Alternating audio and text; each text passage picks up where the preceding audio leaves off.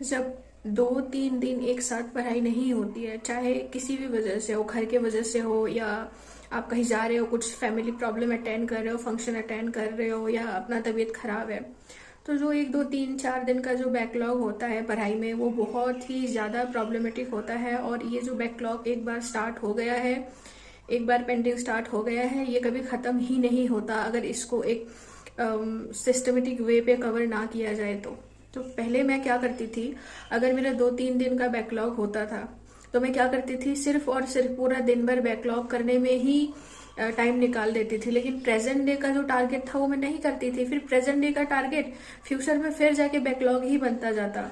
फिर उसके बाद मैंने क्या किया, मान लीजिए मेरा 3 दिन का बैकलॉग है, ठीक है, तो आज का करंट का जो टारगेट है इसके साथ मैंने 1 दिन का बैकलॉग किया, इसमें आपका 1 दिन का बैकलॉग खत्म भी हो जाएगा और प्रेजेंट डे का भी टारगेट हो जाएगा।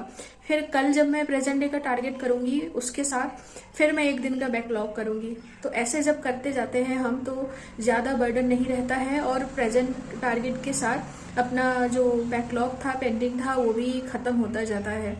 और आप चाहे तो स्टार्टिंग में प्रेजेंट डे का टारगेट कर सकते हैं क्योंकि वो सबसे ज्यादा इंपॉर्टेंट होता है। बैकलॉग तो करना ही है लेकिन प्रेजेंट डे का जो टारगेट है आप दिन का स्टार्ट उससे कीजिए। फिर उसके बाद टाइम जब बच जाता है उसके बाद आप बैकलॉग पेंडिंग जो भी है उसको आप खत्म कर सकते हैं एक ही साथ। बैकलॉग के साथ आप लोग ये गिल्ट में मत रहिए कि 2-3 दिन पढ़ाई नहीं हुई है, हम लोगों ने पढ़ाई नहीं किया है, अब पेंडिंग बहुत सारा हो गया है, अब कैसे कवर करें।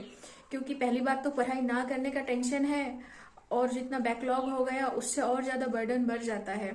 तो आप उसको ऑर्गेनाइज मैनर पे डे बाय डे थोड़ा थोड़ा करके ख़त्म कर सकते हैं। अगर पेंडिंग का सोच के पढ़ाई नहीं करेंगे तब तो आपका खुद का ही लॉस है, कुछ भी नहीं होगा। कुछ ना होने से थोड़ा भी अगर थोड़ा थोड़ा करके भी अगर हो जाए तो ये भी बेटर है। ऐसा कहते हैं ना, something is better than nothing. तो आप थोड़ा थोड़ा करके अपना बैकलॉग कवर कर सकते हैं।